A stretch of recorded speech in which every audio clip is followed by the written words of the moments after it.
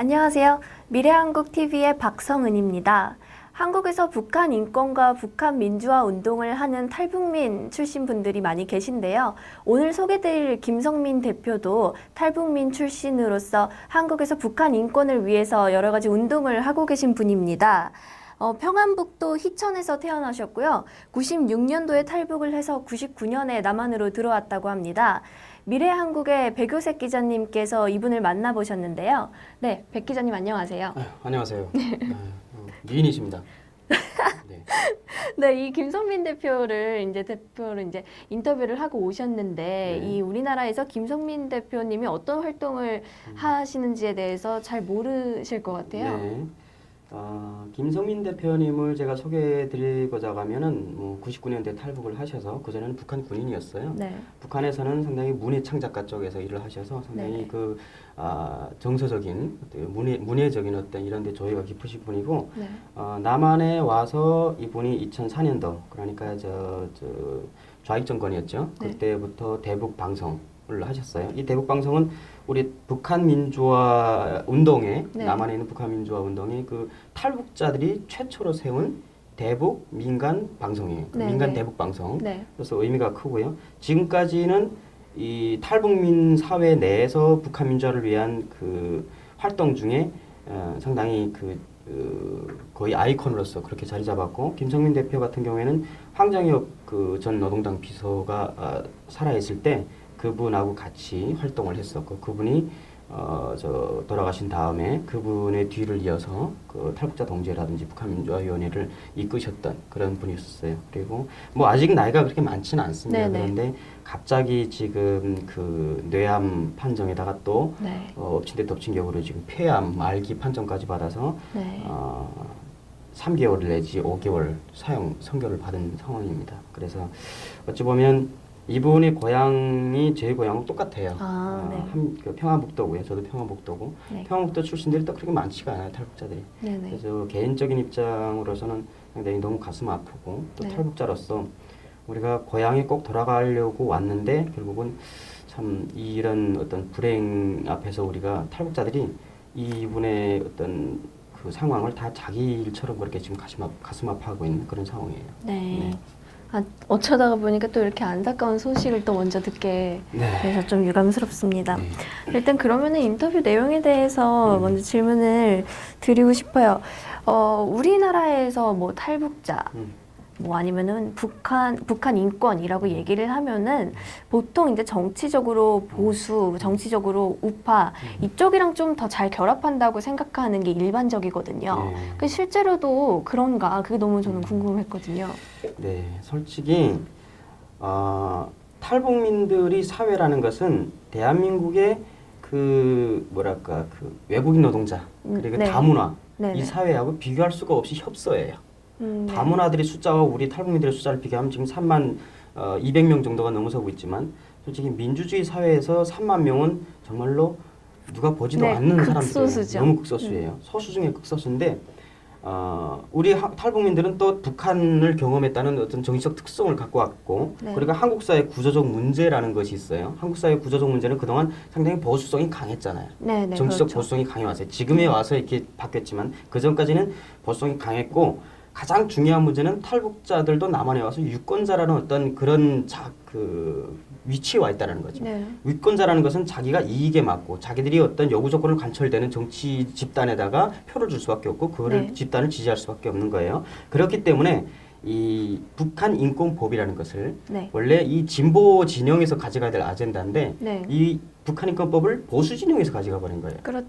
그럼 우리 탈북자들 입장에서는 유권자 입장에서는 당연하게 우리는 북한 인권법, 우리 북한을 위한 인권법을 채택하고 그걸 밀어붙이는 당에 표를 줄 수밖에 없어요. 결국은 이것도 민주주의의 어떤 하나의 합리적인 결과물이고 탈북자들이 보수 성향이 강하다는 것은 그리고 그것이 한국 사회 구조하고 맞물려 가지고 그렇게 지금까지 돼서 그 인식이. 네. 그런데 솔직히 저는 북한 인권법이 해결이 되고 통과가 됐을 때 이런 마음이 들었어요. 북한 인권법을 반대했던 민주당 진보 진영보다는 북한 인권법을 하려고 했던 그 이슈를 먼저 기치로 내걸었던 보수 우익들이 더 나쁘다.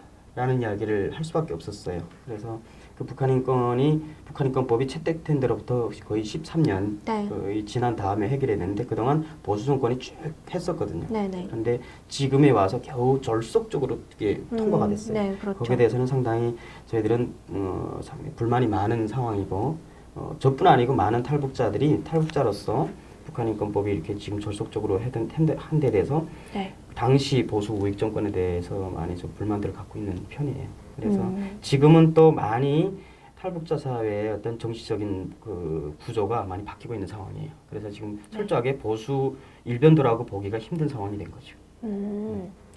제가 생각하는 거 그리고 일반적인 사람들이 생각하는 것과는 좀 상황이 다를 수도 있겠네요.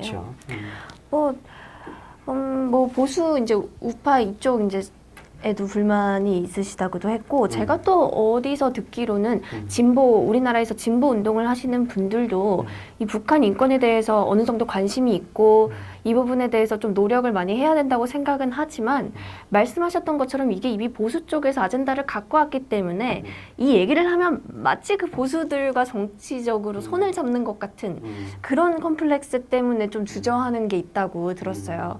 그래서 이 북한 인권 문제는 사실 굉장히 어떻게 보면은 보편적인 문제이고 정치적인 논리를 떠나서 접근을 해야 되는 건데 이 정치 세력과 결합을 하게 되니까 이런 부작용도 좀 생기고 그런 것 같습니다. 그래요. 뭐 맞는 말씀을 하셨어요. 어찌 보면 한국 사회가 구조적인 문제 때문에 우리가 지금 이 상황에 놓인 거예요. 네. 탈북자들이 지금에 와서 어느 당을 지지한다고 하면서 서로가 분열되고 네. 서로가 손가락질하고 그 전에 이미 한국 사회는 그렇게 분열돼 있었고요. 네네, 그렇죠. 한국 사회 구조적인 분열은 그냥 지역 갈등이 아니잖아요. 네. 그것은 이념이라고 하는 그리고 거기에 남북 분단이라고 하는 상당히 이질적인 어떤 그 바이러스들이 지금 섞여 있어요. 네. 그러니까 순수한 갈등으로 될 수가 없는 거예요. 탈북자들은 분명히 말씀드리는 거는 우리 탈북자들이 남한에 왔을 때는요. 정치적, 이념적 그리고 이 사회적 청정지대라고 봐야 돼요.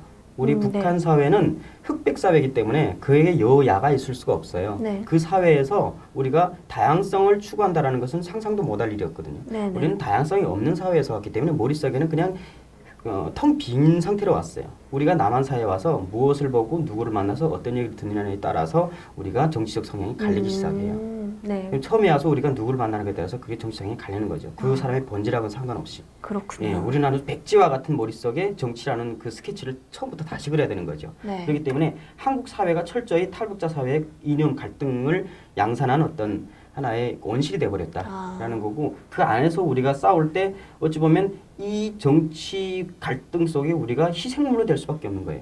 그래서 북한 인권 활동 자체는 상당히 해외에서 비교적 순수해요. 이 사람들은 국내 정치하고 상관없이 이야기를 하니까 네.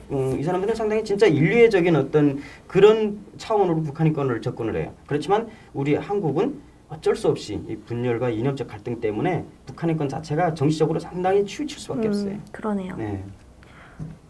일종의 사회운동의 딜레마 같은 그런 것 그쵸. 같아요. 네. 그래서 최근에도 문재인 정권 지지를 이제 공개적으로 했던 탈북자 단체도 있었고요. 그런 것들이 이제 목격이 되고 있는데, 이제 기자님도 아까도 말씀해 주셨지만 평안북도 출신이시고, 또 지금도 북한 인권 이런 문제에 대해서 또 사회운동도 열심히 하시고 그러지 않습니까? 네. 저도 사회운동 이런 거 몇 번 그런 자리에 가면서 이렇게 또 뵙고, 네. 언론에서도 몇 번 성화를 뵙고 제가 그랬어요. 네. 그래서 이런 이제 북한 인권 이런 문제에 대해서 운동을 하시면서 꼭 최근 들어서 또 이렇게 하시고 싶은 말씀이라던가 머릿속에 갖고 계신 생각이라던가 이런 게 있을 것 같습니다. 제가 이 김성민 대표님을 취재를 하면서 네. 좀 마음속에 와닿았던 이야기들이 있어요. 네. 첫째로는 이분이 죽음을 담담하게 받아들이는 그걸 네. 솔직히 내가 그 상황에 갔을 때 내가 진짜 당장 내가 암 판정을 받았을 때 과연 내 심정이 어떨까 박근홍 생각하면 진짜 슬플 수밖에 없어요. 당황스럽고.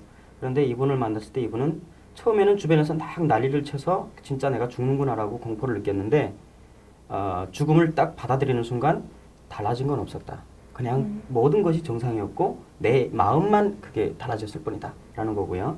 그리고 이분이 암 치료를 받을 때 그 응급실에 들어갔는데 그 응급실에서 매일 2-3명씩 교통사고 환자들이 들어오는 거예요. 네. 들어와서는 몇 분 있다가 죽고 본인보다 빨리 죽어 나가는 거예요. 근데 이분들은 이 대표님이 말씀하시는 것은 이분들은 자기들이 언제 죽을지 왜 죽을지 죽은 다음에 어떻게 할지 생각을 못하고 그런 여유가 없이 죽어버린 거예요. 근데 본인한테는 이 사람들보다는 달리 죽음에 대한 생각을 조금이라도 할 수 있는 여유가 생겨서 그렇죠. 그게 감사하다라는 거예요. 나는 죽음에 대해서 한 번이라도 생각하게 해줘서 감사하다라고 이야기를 하셔서 거기에 마음이 그랬고 그리고 이분은 그랬어요. 고향에 대한 정의를 내렸어요. 물론 다 각자마다 소중한 부분이 있는데 우리한테는 어찌 보면 그 가장 매정하게 떠나왔고 또 우리를 가장 매정하게 배웅을 했던 고향이라는 게 우리한테는 가장 가슴이 아픈 어찌 보면 나의 자식 같은 어떤 그런 거예요. 그러니까 이분이 어찌 보면 본인이 죽음을 생각을 하면서 제일 그리웠던 것은 다 떠나와서 누구도 살아있지 않지만 그리고 그 고향이 우리가 떠나올 때 우리를 향해서 상당히 냉정했어요. 반역자이고 우리는 고향을 배반했고 그렇지만 우리는 그럼에도 불구하고 우리가 추석 때마다 남한 사회 와서 또 청명 또 민속 명절 때마다 남한 사람들이 다 고향 가기 바쁘잖아요. 네. 그럴 때는 정말로 이렇게 가슴이 미어져요. 우린 갈 데가 없거든요.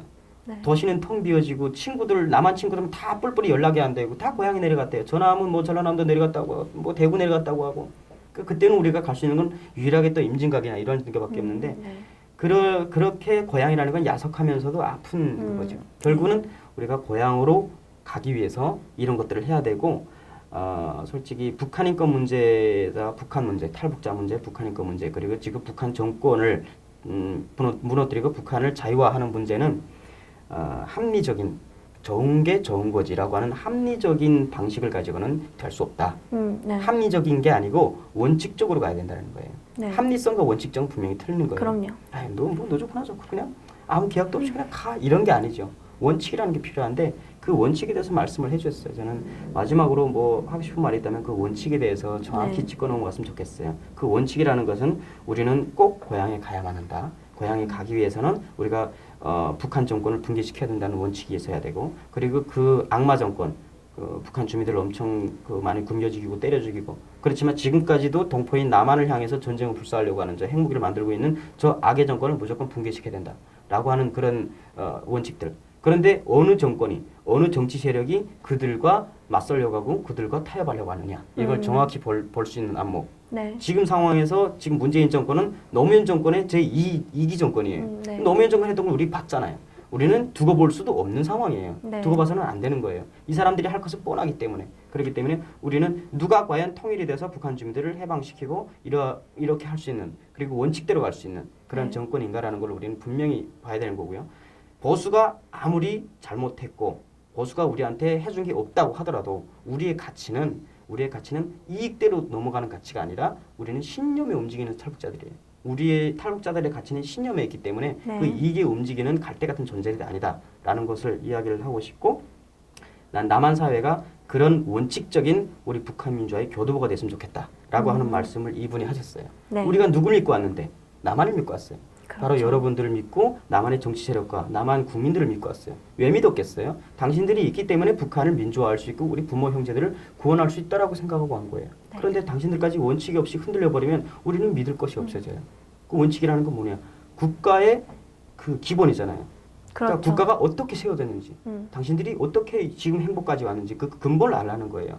국가의 원칙, 세워진 원칙, 이 나라의 사명이 뭐고 가치관이 뭐고 당신들이 정치적인, 정신적인 그 양식이 뭔지, 기둥이 뭔지 그런 것들을 본인 스스로도 잘 세워서 나라가 튼튼해야지 우리가 이 나라를 믿고 북한 사람들을 우리가 민주화할 수 있다. 그런 말씀을 이분의 말씀을 통해서 저는 다시 한번 상기 드리고 싶어요. 네. 네.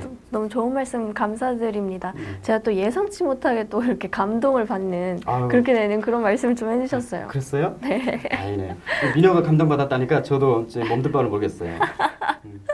아무튼 김성민 대표님 이렇게 인터뷰 열심히 해주셔서 너무 감사드리고요. 네. 참 이 백 기자님 말씀하시는 거를 보니까 저도 이제 기자님에 대한 궁금증과 약간 그런 호기심이 지금 막 생겨서 신기해요? 네, 그럼요. 나중에 심쿵. 뭐 네. 나중에 제가 혹시 네. 뭐 기자가 되거나 뭐 했을 때 네. 이렇게 제가 그때는 이렇게 인터뷰를 해서 기사를 쓰는 뭐 그런 기회도 아유, 좀 생겼으면 제가 좋겠다는 또 영광이죠.